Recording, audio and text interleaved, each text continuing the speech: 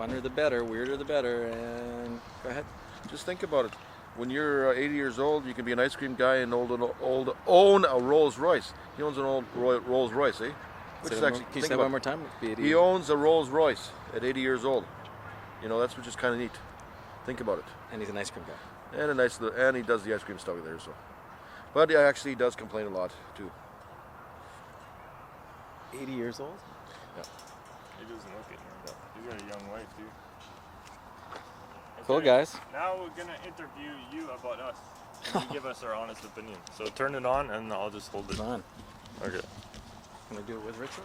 Sure. Yeah. So I got hired to be the camera guy on Ice Cream Wars, which is what we were just shooting here, and I spent 2.5 days shooting. Again, something I never knew how it worked or what went on behind the scenes, and I saw some of the strangest characters. Richard. Okay. What do you think about Mito? Your honest answer. Kevin? No, Mito. Mito, holy Moses. Come on, just give I simple. can totally give you my honest answer. Simple answers. Mito is high octane mofo.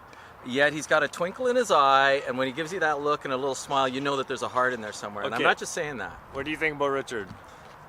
All heart. All heart. He's a kid in an adult's body. I got to spend a lot of time with Richard, and he's a very sweet man. Okay, what about Kevin?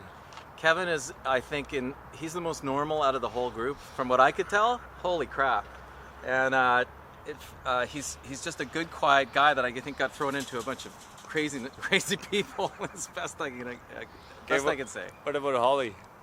Holly, holy Moses, Holly.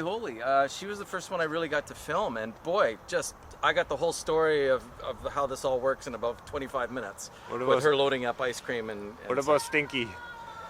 I had a lot of fun with Stinky. I kind of had a soft spot for him because the poor guy kept having to move his fucking cart around all day long, up and down the hill, trying to find a good place for people to buy. I kept feeling bad for him, and I go back to film him, and he's gone. So Stinky, when I learned that his nickname was Stinky, it made it all the funnier. And then when I asked him what his nickname was, he told me it was Big L. So I think he's not real sure what everybody calls him. Okay, I think we're good. You can turn it off. I don't know.